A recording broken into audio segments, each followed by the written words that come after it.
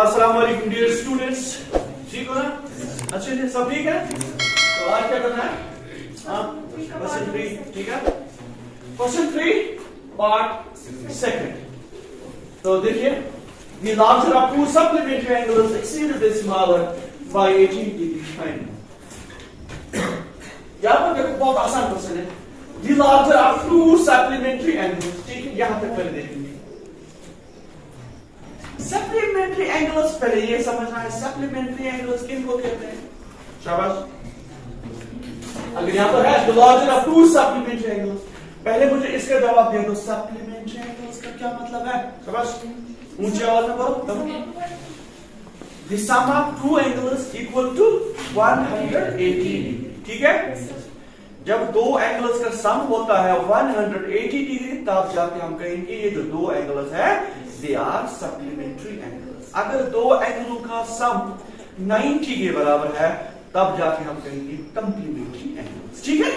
अब यहाँ पर supplementary का यूज हुआ है। हम देखिए the larger of two supplementary angles। अब आपके पास दो supplementary angles हैं, एक बड़ा एक छोटा। क्यों? क्योंकि यहां से पता चलता है larger, the larger of two, ठीक है ना? इन दो एंगलों में से एक बड़ा है एक छोटा है, ठीक? उसके बाद आगे बढ़िए, जो बड़ा है, जो इन दो में बड़ा है, वो एक्सीड कर रहा है। एक्सीड मीन्स कितना बड़ा?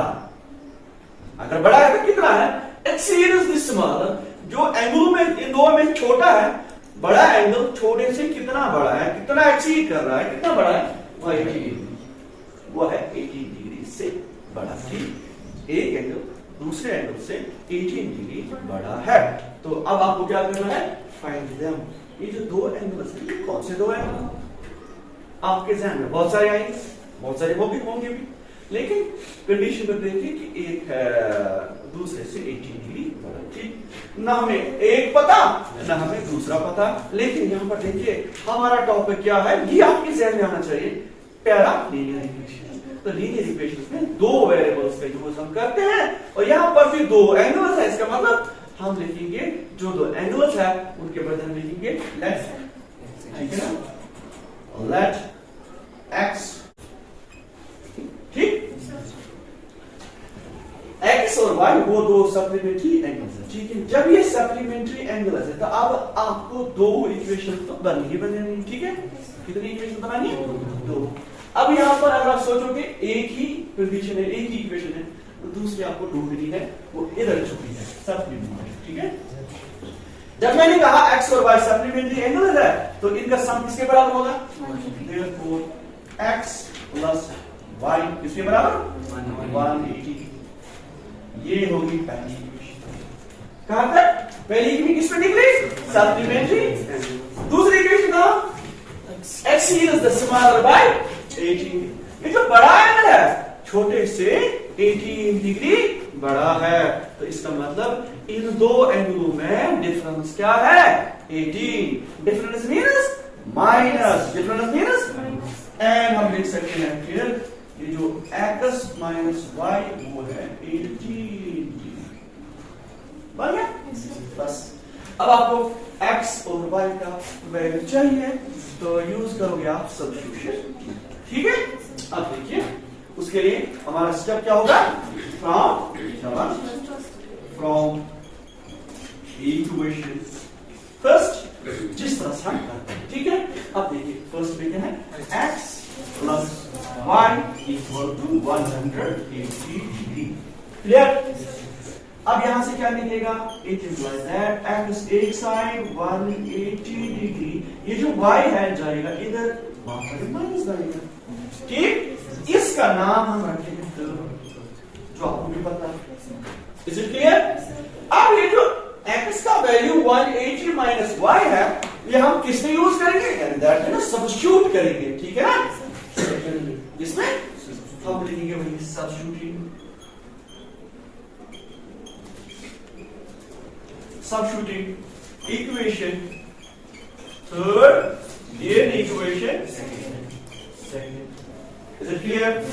आसान है, यहां तक तो आसान ही है, मेरे ख्याल में आसान है, ठीक?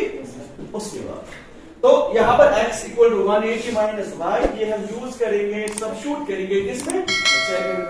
तो यहां पर क्या है, x पहले ही x, तो आपको लिखना क्या है, आपको लिखनी है इक्वेशन नंबर 2। क्या लिखनी है, 2, जहां पर आपको x मिले उसके बदले ये 180 माइनस वाई, ठीक है। जरा पहले क्या इधर x के बदले क्या डालोगे, 180 डिग्री माइनस वाई, हो गया x। उसके बाद क्या है, सारा ये लिखना है माइनस वाई, उसके बाद क्या है इक्वल टू सारा सा, उसके बाद आप डिग्री मत लिखो, ठीक है, ठीक है। अब इट इम्प्लाइज दैट आप लिख भी सकते हो, कोई टेंशन, ठीक है। हाँ 180 डिग्री, देखिए माइनस वाई क्या हो जाएगा, कैसे सब्ट्रैक्ट नहीं होगा। इससे पहले में आपका जब एक माइनस है दूसरा भी माइनस है, तो ऐसा होता है। अब माइनस अगर माइनस टेम्परेचर होता है ना, माइनस एक दिन होता है -1, दूसरे दिन होता है -3, तो इसका क्या मतलब है, ऐड हो गया, लेकिन कौन सा माइनस ऐड हो गया ना, प्लस मत हुआ, अगर प्लस होता तो जीरो में आता, ठीक। इसका मतलब माइनस वालों का भी ऐड होता है, प्लस वालों का भी ऐड होता है, लेकिन एक चीज में होता है कि अगर एक प्लस है दूसरा माइनस है, फिर ऐड नहीं होता, सब बस ये चीजें आप ध्यान रखो, ठीक है। तो यहाँ पर -2 वाई आएगा और यहाँ से एक चीज, ठीक है। हमारा टारगेट है वाई निकालना है, वाई के साथ जो भी हो एक एक करके उस साइड ले जाओ, ठीक, और y को अकेला छोड़ो, ठीक। अब यहां पर हमारा टारगेट पहले 180 होगा, ठीक, ताकि y को थोड़ा सा राहत मिले, y अकेला हो जाए।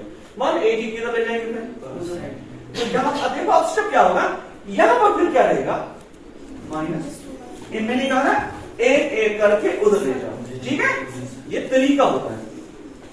तो उधर क्या है, देखो मैं कुछ नहीं कर रहा हूं, उधर क्या है, उधर है, इसी को अपनी जगह, जिसको चेंज करनी है ना अपनी जगह, उसको ध्यान में रखो, बाकियों को चेंज मत करो, फिर आपको मैथ ये बस नहीं आएगा।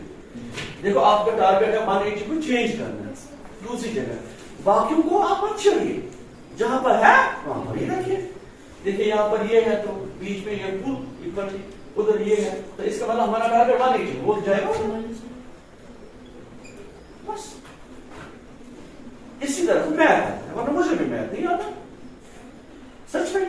62, लेकिन 162 तो है, क्या प्लस है कि माइनस है ना, क्यों माइनस है ना, सुनिए आप गलत बोल रहे हो, एक बोलता है प्लस माइनस, दूसरे माइनस प्लस, हाँ क्योंकि 180 के ही रह गए, ये तो छोटा है, इसके हम कहते हो -180, ये -180 अलग है, ये असल में यहाँ देखो सब्ट्रैक्ट करना है, ठीक है। बस अब जिसके रह गए उसी के तो आएंगे, ठीक है। उसके बाद देखो अब किसकी बारी, यहाँ से भी एक तरफ, ये यहाँ से भी एक तरफ, अब कोई टेंशन नहीं, अब किसी में -2 की, क्योंकि y को हमें अकेला छोड़ना है, -160, ये y के साथ जरा में पार जाएगा, ठीक। देखो ये माइनस माइनस कैंसिल, 2 1 2 8 60 2 1 2 तो 81, y कितना आ गया 81 है ना, आसान है। अब क्या करोगे, अब आपको x निकालना है, वो कहां से निकलेगा, ये है, ठीक है। Put y equals 81 in equation, ठीक है। यहां पर क्या है, x equal to 180 degree minus y कितना है 81, ठीक है। तो देयरफॉर x जो आएगा 180 में से 81 निकालो तो 99 आ गया, 99, ठीक है। तो एक एंगल 81, दूसरा है 99, इनकी डिफरेंस 80, जरा देखो।